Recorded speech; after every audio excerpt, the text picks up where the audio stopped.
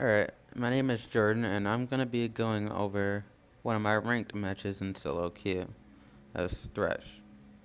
So, my goal is to basically just show what I'm thinking when I play and the decision making behind what I do, and hopefully that can help other people improve. So, looking at the lanes first, we're Thresh Graves versus Annie Ezreal. Now, Thresh is tankier than Annie, Graves is tankier than Ezreal, and we have better all-in potential. But in terms of poke, Annie has longer range and longer range spells, and Ezreal has his Q. So our goal is basically to engage some hard fights and not get poked down and whittled.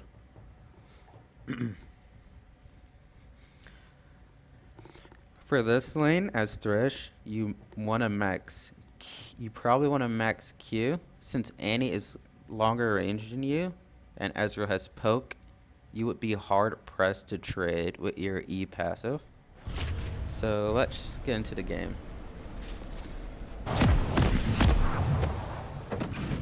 Alright. I start Relic Shield and 4 pots. You can get a mana pot if you want, but I prefer 4 pots because I'm confident that I can get an advantage before I run out of mana.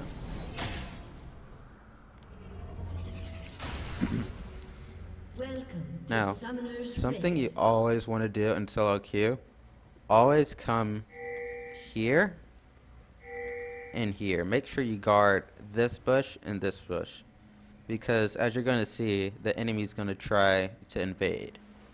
As you can see, I go right here so I can make sure you don't invade from this way. Grace comes over here, and they try to invade.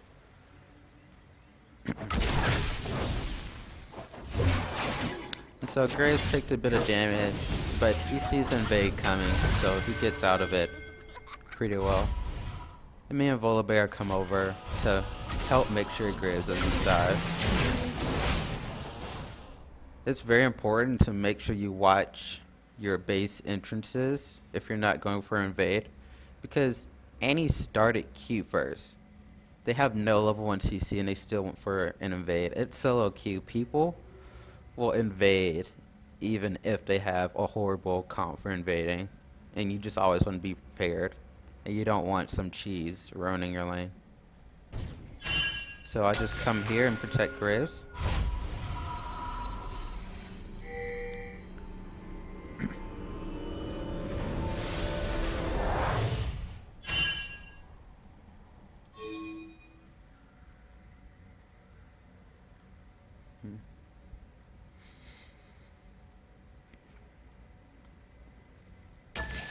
Volibear puts the ward right there. Minions have spawned. Alright, now I'm going to limit vision to just what I would see.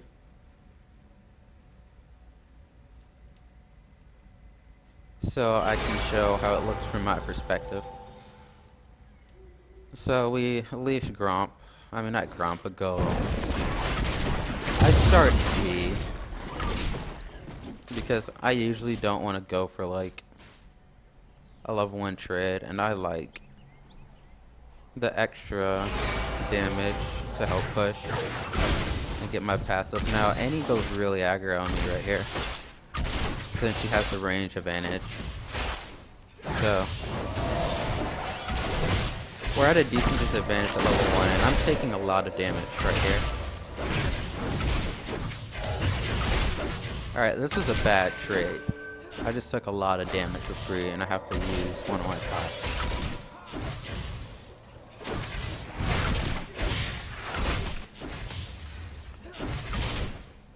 Now, something to note is that for level 2, when both laners are in lane, it takes a full wave and 3 melees. So as you see, once these 2 melees die for us, and these 2 melees die for them, we'll hit level 2. And level 2 is a huge power spike, and a lot of cheese can happen, so you want to take advantage of it and also be careful if the enemy can get level 2 first. So I Flanny, put some damage on her. She's very squishy now. Right now I'm level 2, but as you can see, I missed my hook. Now, we're in a very bad position right now. And he's incredibly squishy, so if I landed that hook, that would have been a flash or a kill. So, my second mistake was missing that hook because it was an easy kill for our side, but unfortunately I missed it. And so Graves ended up wasting both of his summoners, and he ends up getting zoned from the EXP.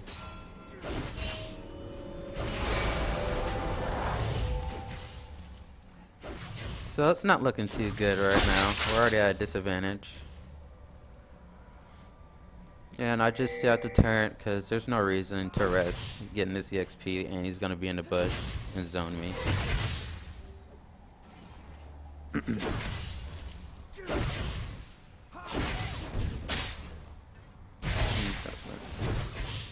So they're pushing the lane. Graves is going to get back in time before he loses too many creeps, so we won't miss out on too much.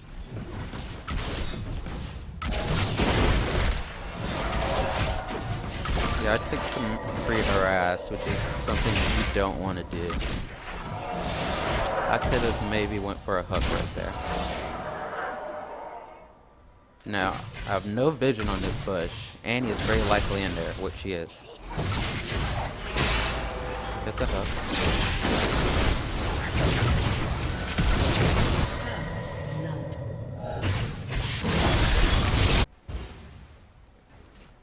Alright. Now, as you saw there, even though I landed a good hook, you want to keep in mind of your HP, because I was at 1/4 of my HP before that fight. And so even though I landed a good hook, we came out behind on that trade. Now, a lot of summoners were burned. Well, every summoner was burned. So it's not too bad, and Annie got the kill. So that's just a mistake that I'm going to have to come back from with.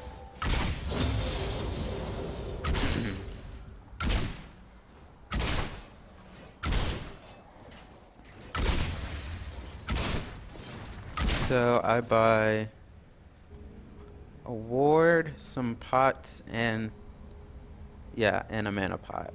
So basically, I came back to base with not too much gold. So if I win a ruby crystal, I will have nothing else. So I just get a ward and a few pots, so I can still have a decent laning phase. And Graves just pushes up here.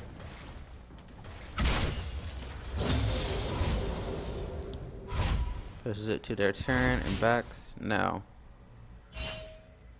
what I'm doing right now is, since bot is pushed, I'm running mid to give my mid laner some help, and as you can see, he's getting ganked right now. So I come mid and make sure Katarina stays alive.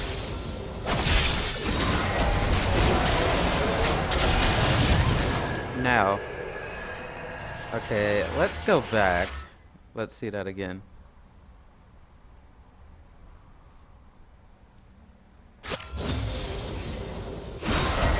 Alright.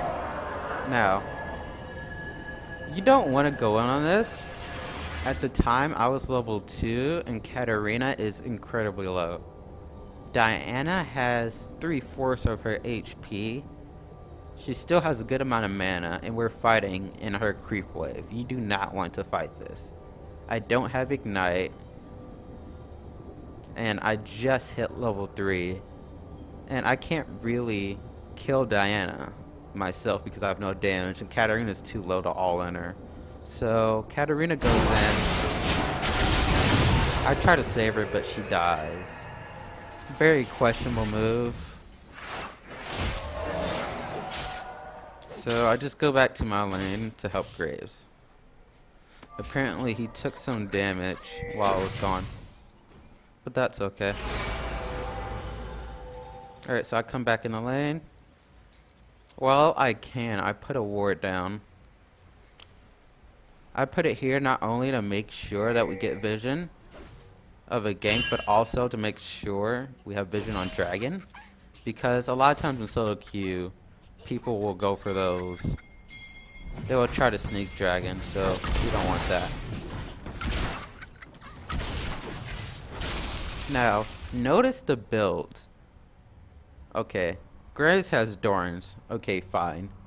Ezreal bought tier and Annie bought Dorn's ring. Now, Ezreal bought tier. That gives you no combat stats.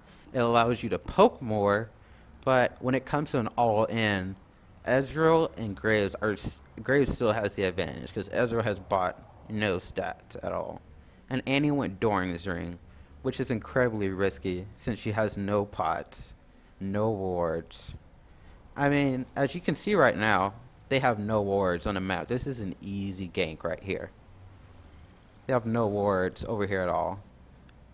And Annie went Dorn's ring, so she's not only going to get behind on her boots, but she's going to get behind on her sightstone, which is really risky. I'm not saying you don't ever want to do this, but you want to keep in mind that this is a high risk, high reward type of playstyle. So you want to measure the probability that you'll actually be able to push your advantage. And also, notice Annie is playing really aggro right now.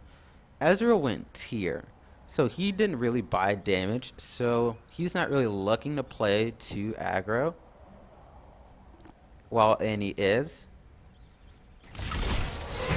So, we go through the laning phase.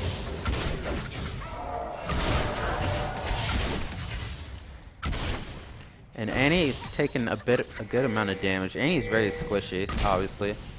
And as you can see, since she decided to get a Doran's ring instead of wards, she overextends, she gets ganked. And this is the thing I was talking about earlier, what you want to know the risk you're coming across. Because since you went Doran's ring, you're basically opening yourself up to an easy gank. And so, the gank comes. I get the hook on Annie. And it's an easy kill. And also note, everyone burned their summoner's bot lane, so she knows she has no flash. She's overextended with no wards. That is incredibly risky, and you're honestly just asking to die. So that was a very easy kill. And Graves received the kill, so Annie pretty much lost her advantage. And since we took out Annie, we just get Dragon right now. Their mid laner doesn't know about it. There's no wards on Dragon.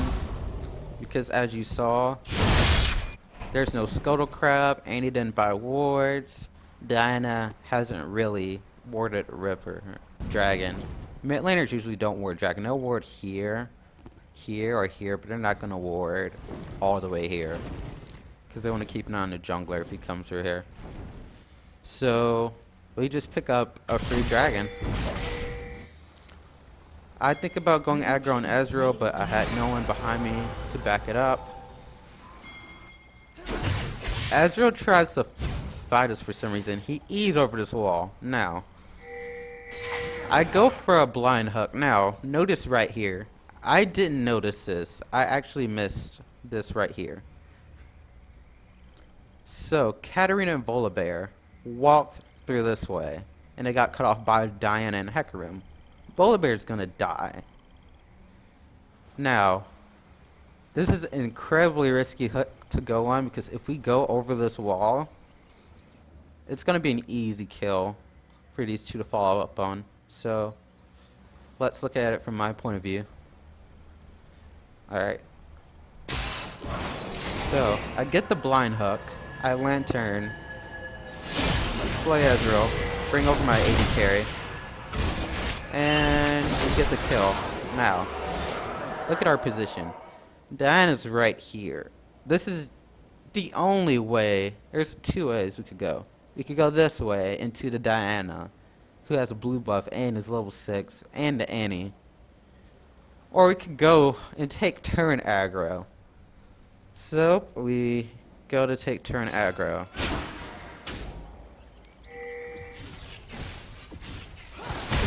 And so I die, and Hecarim comes. Now, if you didn't notice, Hecarim came right here when you last saw him.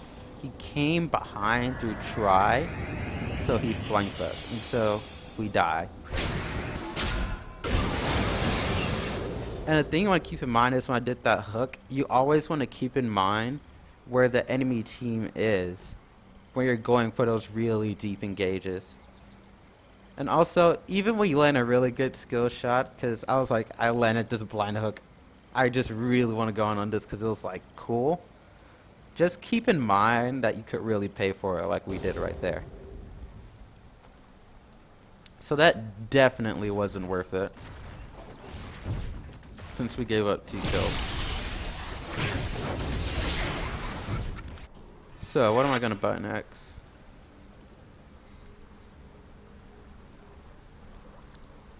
Alright, I got mobility boots now. For your first core item, you can either get mobility boots or sightstone. Sightstone allows you to get more ward coverage, while mobility boots gives you more roaming potential. And sightstone also gives you some HP, which is very useful for trading in lane. So if you plan on doing some early roaming, get mobility boots. If you're not going to do a lot of early roaming, get sightstone because it's the safer buy. Now, the reason why I get mobility boots is right now our mid laner isn't doing too well. Diana's 3-0-1, and I really don't want to deal with a fed Diana. And Diana is an immobile mid laner, so it should be an easy gank. So I buy mobility boots, and since I went mobility boots, I'm waiting here for some reason. Let's see. I buy 2 wards and a pink to compensate for the fact that I didn't go sightstone, because wards are that important.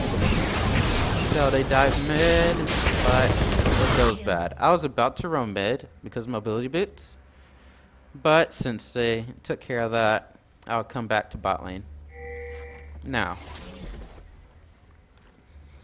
so I'm coming to lane, and he's very likely in this bush. So a trick with Thresh is if you don't want to face check a bush, use your lantern. It has a longer range than a ward, so you can check if anyone is in the bush. And if you don't have a ward, it's very useful for that. But keep in mind that the cooldown is very long, so you want to use it wisely. So I avoid face checking the Annie. Now Volibear comes. Now I put a pink here since he was caught by the ward. Now notice the positioning right here. They had a ward right here, so they saw Volibear there. The smart thing to do would have been to back off, but they overextended very far. Now,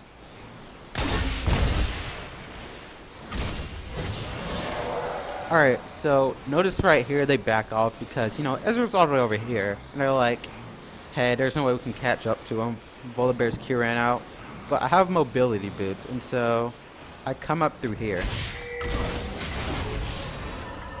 Because Ezreal has no boots and I have mobility boots, I'm able to catch up with him before the creeps come to me. So I'm able to land a play, and I land a hook,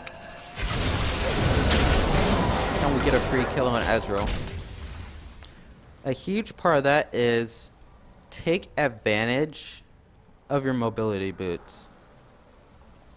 Because even in lane, even though there are minions, if the enemy doesn't have boots and you have mobility boots, you can really close the gap extremely fast. And so you can make a lot of ganks happen that usually wouldn't. And also, when you see the enemy jungler with a ward, respect the fact that the enemy jungler is there and back off, or at least play with a plan in mind for when he ganks. Because Thresh is great at assisting ganks with his lantern, his hook, his flay. So you really want to be careful about that. So we get a free kill on Ezreal. team's turret has been destroyed. We try to get that cannon. Now, I'm going to try to roll mid. But that gets taken care of. So, I help push mid a little, get some damage on this turret. But Hecarim comes to clear it. That's fine. Also, if you notice right here, Graves uses heal, and Annie uses her flash. So Annie wasted her flash trying to kill Graves. And a flash for a heal, I'll take it. So, yeah. Now, I get Ruby Crystal. I don't have enough money for Sightstone, so I get Ruby Crystal. And since I don't have a Sightstone yet, I buy another Sight Ward.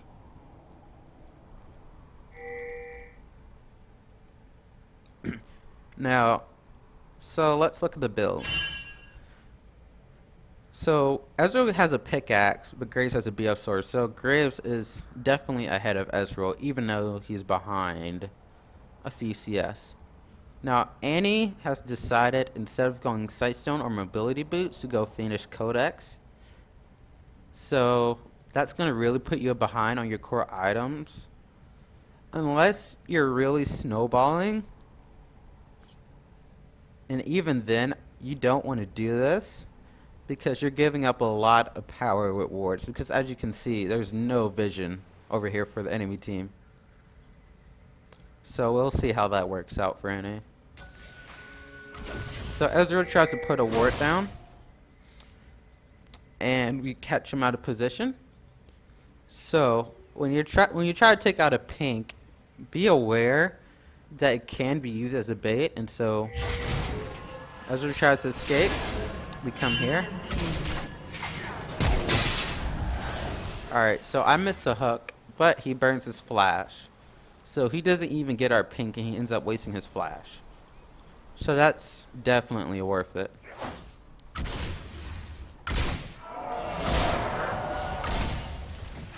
And I take out the ward.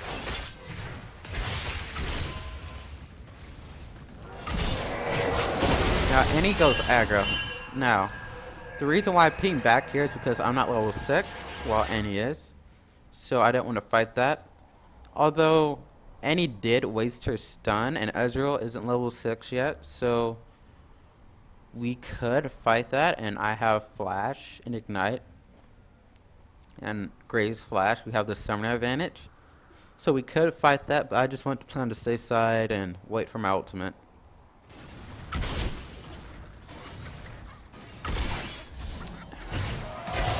Now, I know we have the advantage right now in terms of items on both the support and the AD. Now, look at the positioning right here. Annie is playing way up, and Ezreal's all the way back here. It's very obvious that Ezreal wants to play really passive, while Annie is still playing like she has to win lane. And the thing you want to do is you want to adapt to your lane partner. You don't want to play aggressive when they're trying to play passive, because that just ends up in a person playing aggressive dying. So Annie is very squishy, as I already told you, and she's half health right now. So let's see what happens. So she overextends hard. I land a hook on her. Well, Graves misses ult, but that was a pretty easy kill on Annie because she overextended so far.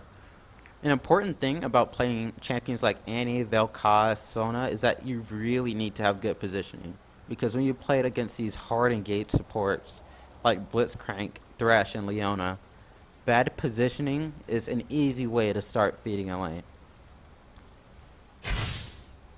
So Annie basically gives up a free kill for overextending.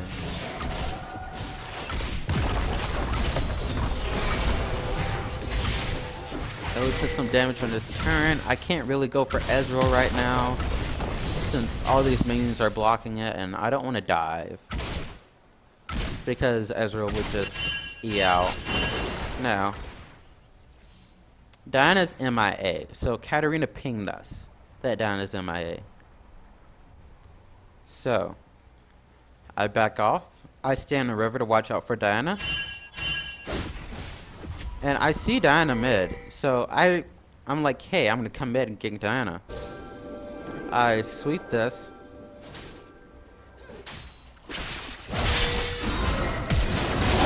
Flash ult.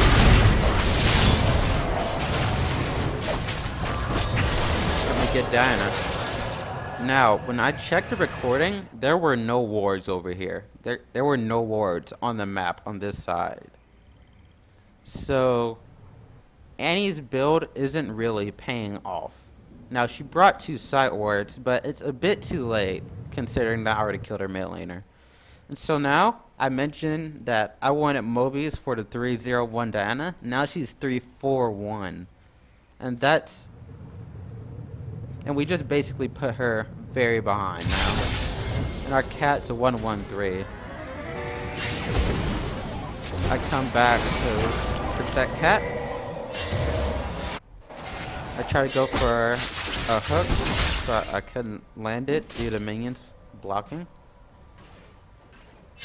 Now, right here, there's no reason for Annie and Hecarim to be up this far. You don't want to be up that far for no reason, and this turret is about to die. So it's very unsafe to be here when you're down one person. And so Renekton flanks. Udyr smites Annie. We get 2 easy kills.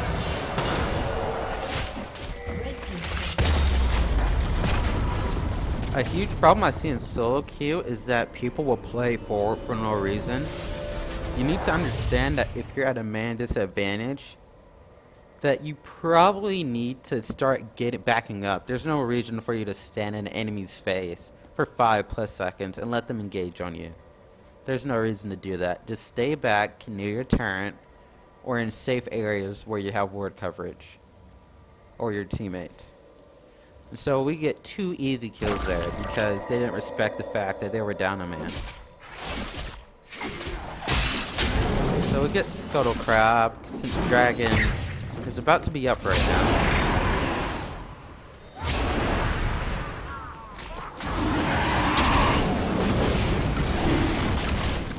And Annie didn't put down any wards, so they have no wards in this area. So it's basically a free dragon.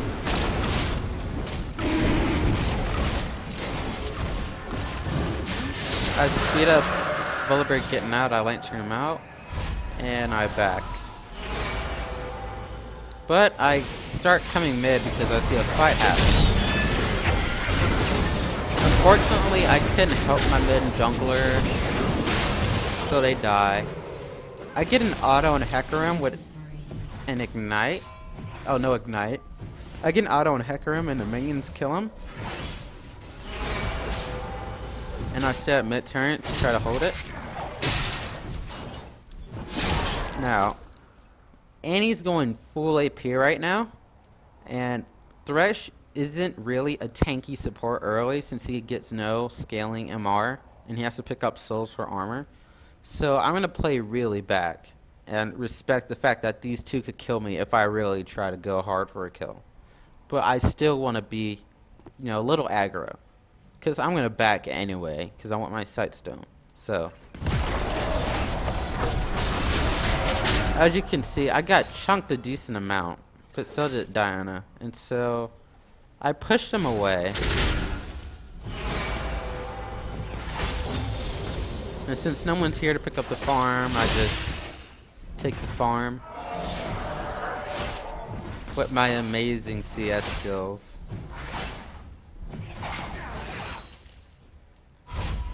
Alright, mid laners are back, so I'm gonna back and get my sightstone. And probably another pink and some pots. So I get sightstone. Okay. I get Kindle Gem,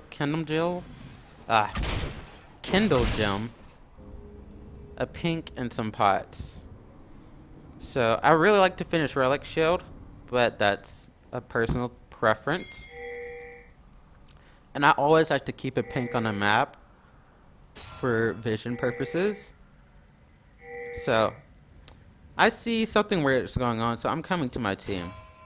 Now, Ezreal right now is very overextended, and I have mobility boots, so I can definitely catch him. And Katarina is over here, ready to flank and block him in. So, we come here, and Ezreal's running away. He doesn't have flash right now. No, I don't know that. So, I go for a hook. Now, and he is. I hit him, and it's a free kill. Now, it's not really that hard, or like a high skill thing, I feel, to predict an escape like that. It's very predictable, usually. Like, okay, so most AD carries will just use their escape forward. He's not gonna E this way because he would come closer to me in a horizontal direction. So he's gonna E towards his turn where he feels it's safe and a bit away from me. And since I know the range of Ezreal's E, I have a feeling it's gonna be somewhere right here. So you just throw the hook there, and he takes the bait. So as you can see, a little bit after I throw my hook, he E's.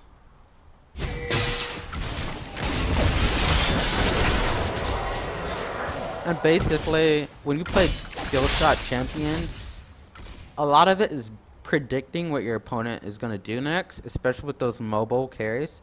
So we get a kill there. I let Grace push up and get this turret. And I see that Volibear is by himself mid, so I come to help. No, Volibear is really fed right now. He was 4, 2, and 5. He could basically 1v2 if he wanted to, but I come and help. We get a kill on Diana. I try to go for the hook on Annie. I would have missed that hook anyway, but Annie respects my hooks because, as you can see, she doesn't really need any more deaths. So she flashes away. Now notice, Annie still doesn't have Sightstone or mobility boots. And she finished her Frost Queen's claim. Now, this is a type of support, you don't want to be this type of support. Sightstone is mandatory for supporting. It is so important. You don't have to get mobility boots on any sorcerer boots. Can be a good buy. I personally don't like finishing this item, but if you want to, fine. But you need Sightstone, because otherwise you're just going to be screwed throughout the game. So I back up. I'm not going to chase all the way out here because we have no vision over here, and Hecarim's right there. So I stay here to make sure Katarina doesn't die.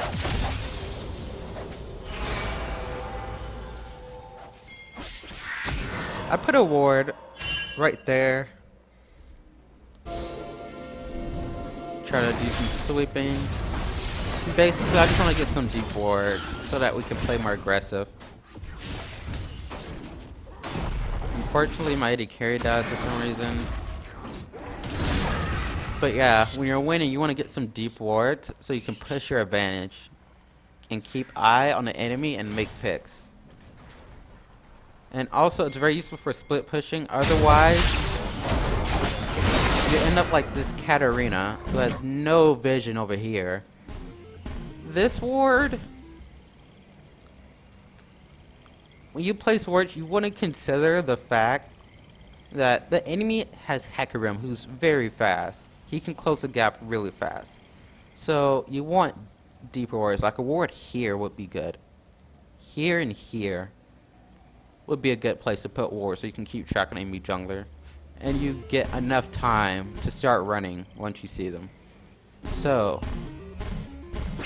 Katarina dies, and I couldn't save her. So you want to be very careful about overextending. So we start pushing up.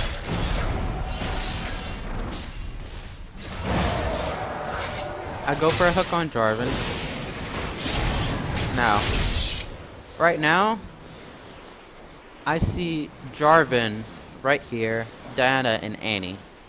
Now, Annie has her stun right now. And I had a feeling, even though she doesn't, that she had her ult. But even if she did, she has her W. So, I'm not very tanky. Volibear's tanky, but I'm not tanky.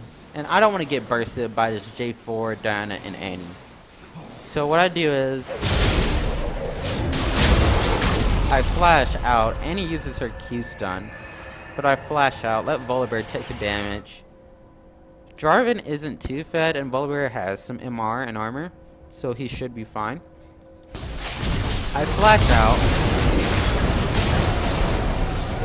And we just clean up.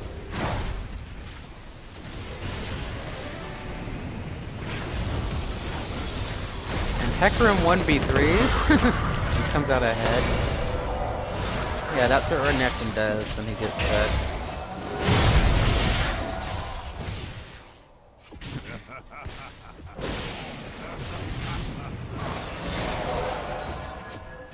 So my team's going deep. I don't want to go that deep. Too risky for my taste. I just want to get this turret. Renekton dies. But it's not like Annie's going to do anything.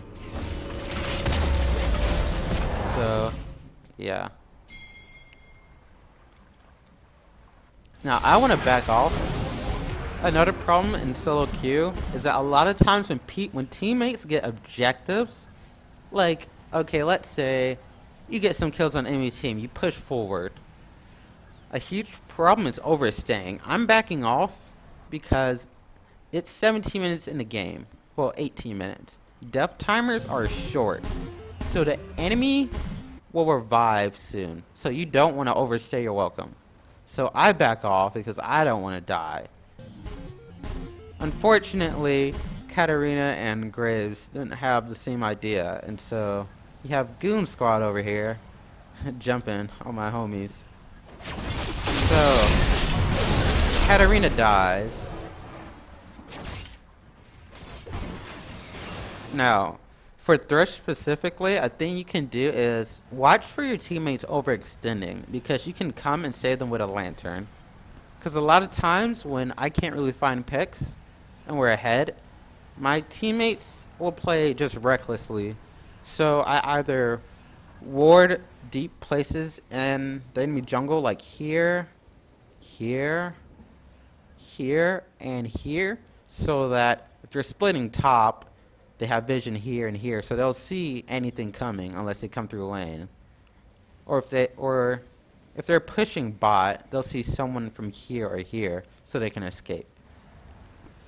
And so I put wards there so that they can split push, and they'll have wards so that they can back off if someone tries to come gank them. Although they don't always back off, but hey, this is solo queue.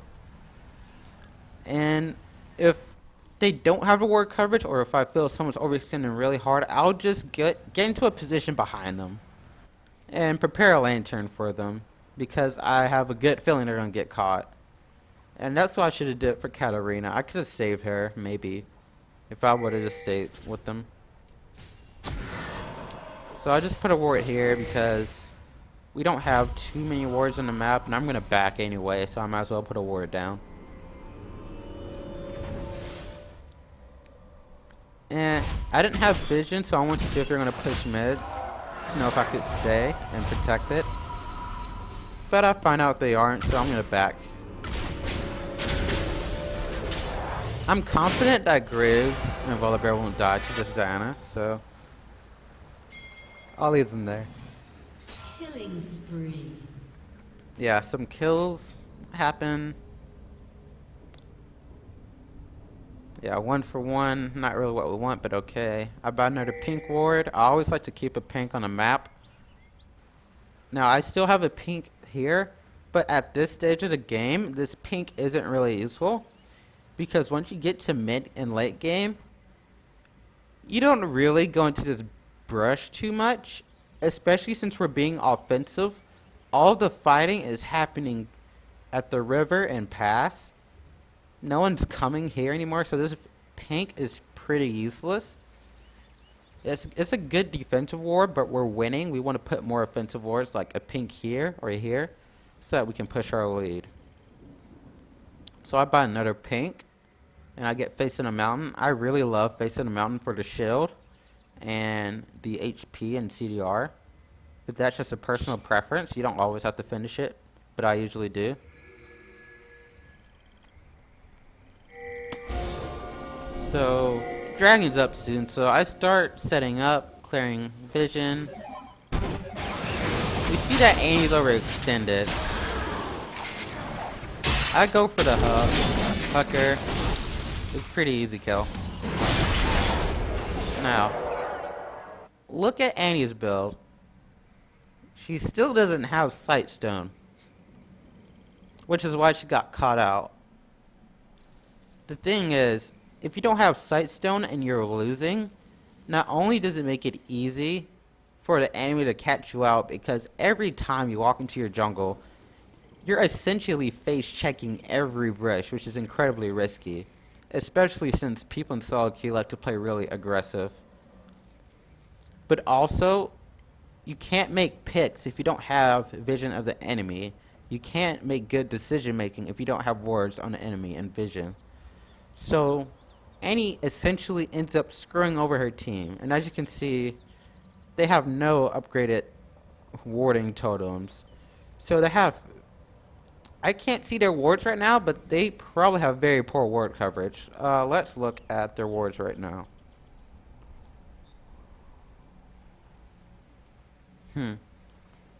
Okay, so let's see. They have a ward there. Okay. No wards in here. So if we were to come through here, they wouldn't know. And they would just face check their jungle. If we were to come through okay, they have a ward there. Alright, they have good wards here and here on their top side, but bottom side they have no wards, except this pink. Now, the thing is, this pink is useless. Look at the score right now. They cannot protect this pink at all. So, when we come to Dragon, we're just going to take out that pink, and this won't last forever. So, we take out that pink, and all the ward coverage they have on the right side of the map is this Scuttle Crab that's more than halfway out. And so you really want Sightstone, because we have 2 dragons right now. They have 0. Makes it very easy for us to get 5 dragons because they have no vision or poor vision. So buy Sightstone if you're supporting, please. Otherwise, you're gonna screw yourself over and your team too.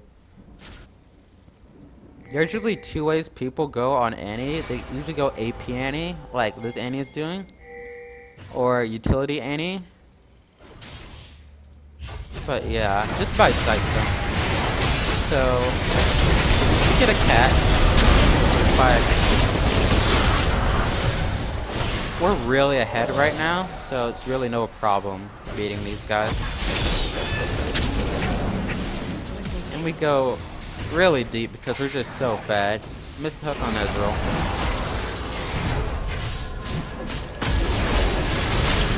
And we're just walking all in their base right now. And I want to go for Ezreal. Land the hook.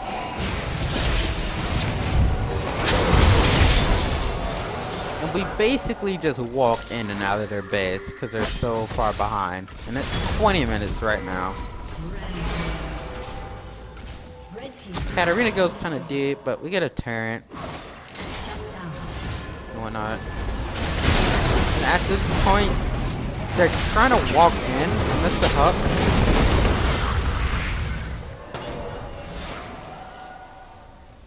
And so they basically just try to walk in their jungle, and they get jumped on. Alright. Let's go back to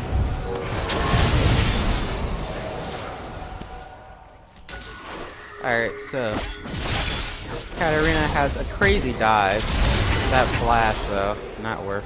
Now, Red team's turret has been destroyed. these two are like, hey, Down. we need to try to make something happen, so let's go and chase the almost full HP Renekton with double buffs. Because I don't know why. Now, from their perspective, this is their only ward. They have no wards in here. And they just walk in. Face check, Renekton turns on them. They get killed.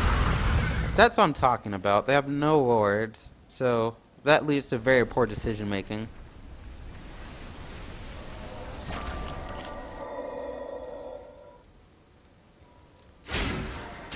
Diana tried to get on me for some reason. And look, we have vision. We can track where she is. I missed the hook. But I have constant vision on Diana, so she can't kill me. And so apparently he doesn't want to do drag. We're pushing, so I took out this pink ward. I'm very low and I'm almost out of mana. And I want to back and do dragon.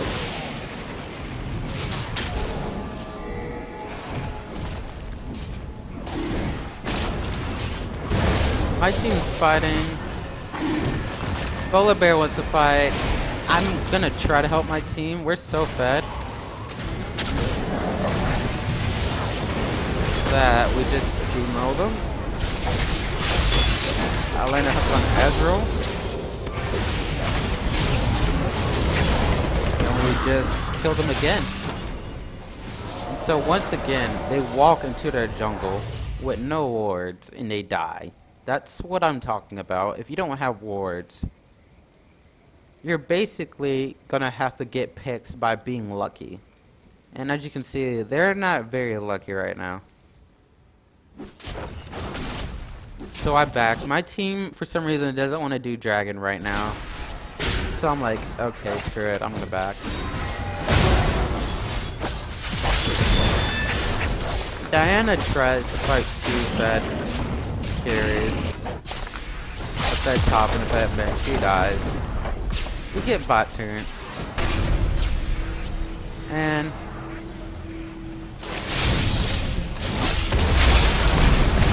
yeah, that's how fed they are. And the rest of this game was very sloppy on their part. It was just a bunch of kills. They were just running into their jungle and dying over and over again. And the game ended like at like 52-24, 57-25. And there was really nothing to talk about after that. It was just very sloppy. Then we just running into us and dying. And Annie thought it was a good idea to go Medge's Soul Stiller and still no Sightstone. And no upgraded trinkets. Which is very important because when you're losing, you really need oracles to clear the vision so that you can actually enter your jungle without being watched. So, basically, yeah, that was just very poor play by the Annie. This isn't even support Annie. This is just AP Annie bot, essentially. So they lose at around 30 minutes. It was honestly a pretty easy match to snowball.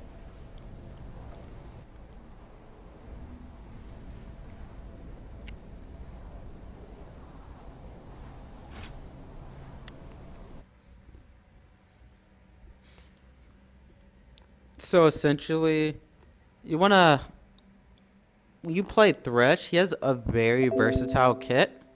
If you're playing against a bot lane with low range, like let's say Graves and Leona, you can harass them. Well, I usually do is I max E, you can harass them because they're very low range. So especially Leona, since she's melee, so you can just constantly auto attack her without getting hurt at all. But if they're long range, like let's say you're playing against Kate Annie, you might want to max your Q because you want to close that gap. And so he has a very versatile kit. And so that was it for this game. And if you could, give me some pointers on how I can improve this video. And I would like to say that I didn't do everything in that game right. I could have played it better. You can always play better. And so if you have any critiques on what I did, then feel free to tell me.